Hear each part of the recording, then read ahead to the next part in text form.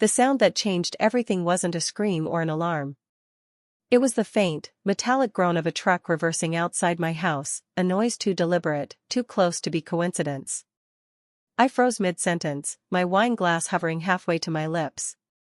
Across the table, my son David was explaining something about a new case, but his voice faded under that steady beep, beep, beep. A moving truck, at this hour? My house sat 5 miles away, quiet and dark. Then my phone rang. Maria's name flashed on the screen. "Mrs. Henderson," she whispered, breathless. "There's a truck here. Men are carrying furniture out of your house. And a woman, she says she's you." For a moment, I couldn't breathe. "What do you mean, she says she's me?" "She has keys. She opened the door like she owns it." My fork slipped from my hand, clattering against David's plate. His wife Sarah looked up, startled. "Maria, get out of there," I said. My voice came out sharp, steady. "Now. Lock the door from outside and go to your car." I ended the call before she could argue. The room felt suddenly airless. David's eyes searched mine. "Mom, what's going on?" "Your sister," I said quietly. "She's breaking into my house." The silence that followed was heavy, disbelieving. Then David stood, grabbing his keys. "Let's go." Outside, the night pressed thick against the windows of his car. The city slid past in a blur of red lights and dark streets. I could feel my pulse in my fingertips. "She's been planning something," I said finally. "Ever since Ryan lost his job, she's been desperate. She had him doing yard work for me this summer. That's when he made copies of my keys." David's jaw tightened, his knuckles pale on the steering wheel. "You think she's moving into your house?" "I think she's stealing it." We turned into my street just as the police lights came into view, blue and white pulses slicing the darkness. The moving truck sat in my driveway like a parasite. Its doors hung open, my furniture stacked inside. My grandmother's rocking chair. The oil portrait of my husband. And there she was. Jessica. She stood on the porch, calm and smiling, talking to 2 police officers as if she'd been invited. When she saw me, her smile widened. "Mom. You're early." That tone, sweet, rehearsed, poisonous, hit me harder than any accusation could. "Early?" I said, stepping closer. "This is my house." "Of course it is," she said lightly, "and I'm just helping move things before the renovation." Officer Martinez turned toward me, brow furrowed. "Ma'am, this woman claims she's your daughter and that you gave her permission to be here." I reached into my purse, pulled out my keys. "My daughter, yes," I said evenly. "Permission? Never." Jessica's smile faltered. Behind her, the truck engine idled, waiting for someone to decide what belonged to whom. For a moment, no one spoke. The air between us felt electric, charged with disbelief and something darker. The officers exchanged a look, unsure which version of the truth to trust. Jessica filled the silence, her voice smooth and calculated. "My mother forgets things," she said. "It's been getting worse lately. We've had to step in and help her manage." The words landed like a slap. David stepped forward before I could. "Officer, my mother is perfectly capable. I'm her legal advisor. There's no confusion here." Jessica turned to him, eyes narrowing. "Of course you'd say that, David. You've always been the favorite." The tension rippled outward, drawing curious glances from the neighbors who'd begun peeking through curtains. I could almost feel their judgment, an old woman, her children fighting over a house. It would sound pitiful in gossip tomorrow. But standing there, watching the lie unfold, I knew this wasn't just about property. Jessica wasn't improvising. This was a plan. "Officer," I said quietly, forcing my voice to steady, "please check my ID, the deed, and the alarm company records. Everything is in my name." The younger officer nodded and stepped aside to make a call. The other one, Martinez, looked from me to Jessica with growing suspicion. Ma'am, if you didn't have permission, I'm going to have to ask you to stop moving anything. Jessica's charm cracked. This is ridiculous. That house is half mine, she promised it to me. No, I said, my voice rising for the first time. I promised to help you when you needed it. I didn't promise to surrender my life. She stared at me, stunned, as if I'd just broken some silent rule that mothers must always yield. Behind her, Ryan emerged from the truck, his arms full of my boxes. He froze when he saw the police. Ryan, she hissed, keep going. But it was too late. Officer Martinez moved toward him. Sir, I need to see your ID. David exhaled, low and bitter. You really thought you could steal from her and get away with it? Jessica turned on him. You don't understand what it's like. The bills, the debt, she has everything, and she lets me drown. Her voice cracked, breaking the brittle mask she wore. For the first time that night, I saw the desperation beneath the arrogance. I wanted to feel sympathy, but all I felt was a tired kind of sorrow. Somewhere along the way, I'd stopped being her mother and become her target. The officers began taking statements. I stood at the edge of my driveway, watching the scene unfold like it belonged to someone else. The flashing lights painted everything in fragments, blue, white, red. Then I saw movement at the window. Two small faces pressed against the glass inside the truck. My grandchildren. Their eyes wide and frightened. Emma clutched Tyler's hand. They didn't understand the details, but they understood betrayal. Children always do. That sight broke something in me. Not anger, not fear, resolve. I turned back to Officer Martinez. I want to file a report, I said. And I want custody of the children tonight. Jessica froze, her mouth open. You wouldn't dare. Oh, Jessica, I whispered, you left me no choice. The house was still under police lights when the social worker arrived. A woman with a clipboard and the tired expression of someone who'd seen too many families unravel. She spoke gently, but her presence made everything feel final. Jessica stood in the driveway, arms crossed, trembling with fury as the officers documented every piece of furniture. You can't take my kids, she kept saying. I'm their mother. The social worker looked at me. Do you have space for them tonight, Mrs. Henderson? I nodded, though my throat tightened around the answer. I had rooms, yes. But space? That was different. Space in my heart for this level of damage, this wreckage of love, I wasn't sure. Emma and Tyler clung to my coat as we walked past Jessica. She reached for them, voice breaking.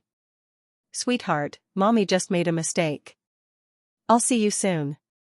Emma hesitated, her small hand twitching in mine, torn between instinct and confusion.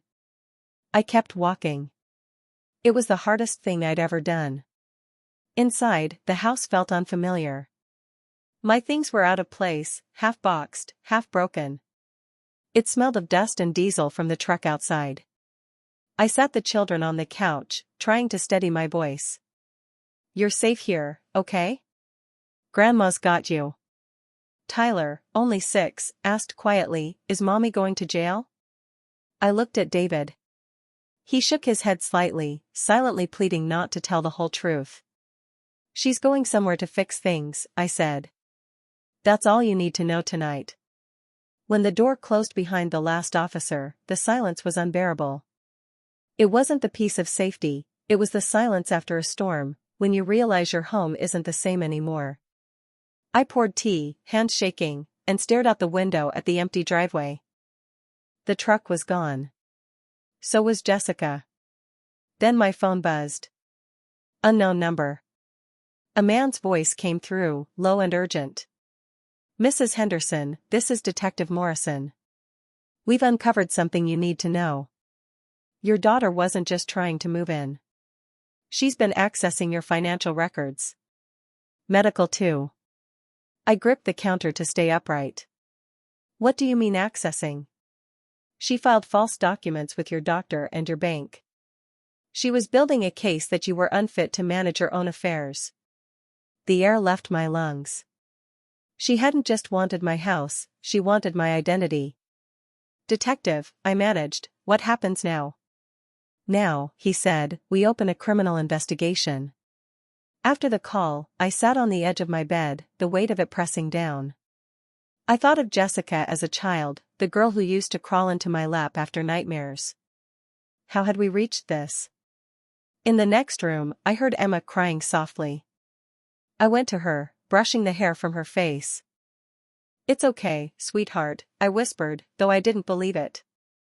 That night, I didn't sleep. Somewhere between the guilt and the fear, a strange clarity took hold.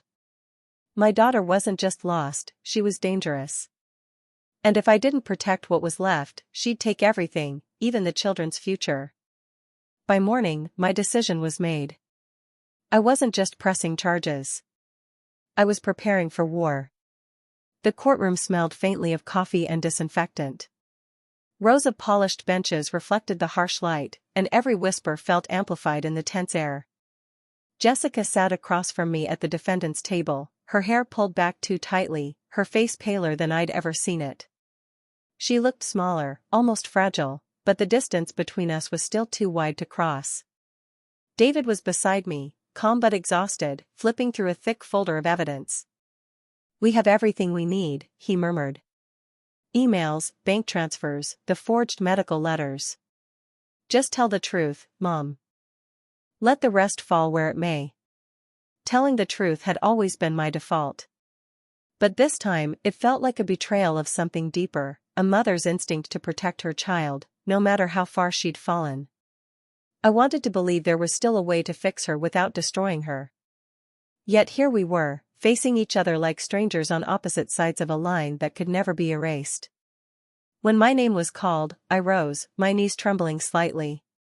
The judge nodded for me to take the stand.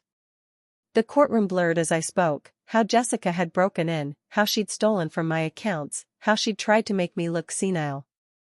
I described the moving truck, the children's frightened faces, the lies she'd told to the police. Each sentence felt like peeling off a layer of skin. Jessica wouldn't look at me. She kept her eyes fixed on the table, her jaw tight. When her lawyer stood to cross-examine, the tone shifted. "Mrs. Henderson," he said, "you love your daughter, don't you?" "Of course I do." "And yet, you're asking this court to send her to prison."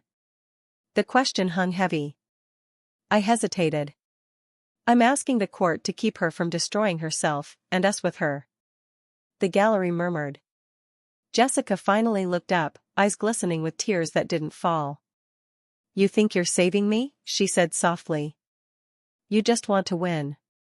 I wanted to shout that I'd already lost everything that mattered. But I stayed quiet. The judge's gavel restored order, but nothing could silence the ache spreading through the room. After my testimony, I stepped outside, into the sharp chill of late afternoon. Reporters had gathered on the courthouse steps, their cameras clicking like insects. I ignored them and walked to the edge of the plaza, where I could breathe. David joined me a few minutes later. "You did the right thing," he said. "Did I?" I asked. "I told the truth. But it feels like I just buried my own child."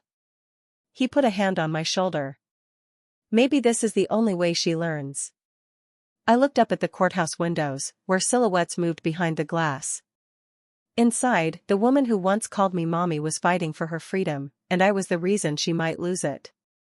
That night, when I tucked Emma and Tyler into bed, Emma asked, "Is mommy still mad at you?" "No," I said softly, brushing her hair from her eyes. "She's mad at herself.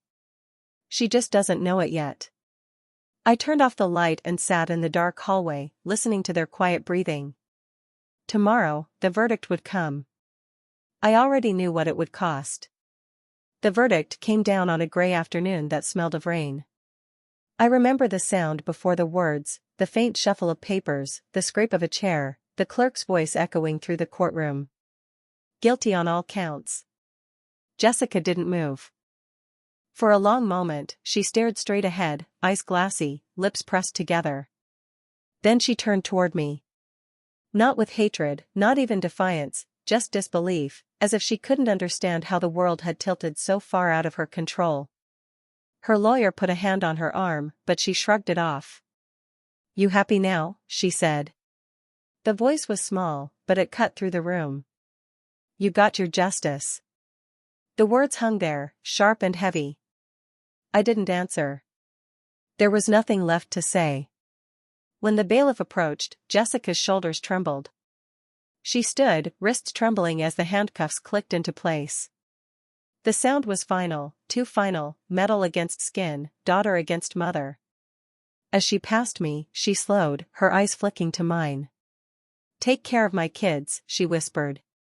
I nodded, unable to speak. Outside, the rain started. Reporters crowded the steps again, shouting questions I couldn't hear. David guided me through them like a soldier escorting a casualty. Every flash of a camera felt like lightning, exposing what I didn't want anyone to see, the exhaustion, the guilt, the strange emptiness of winning. In the car, silence stretched between us. Finally, David said, "You did what you had to do." I watched the raindrops racing down the window. That's what people say when they don't know how it feels. At home, the house felt like a museum.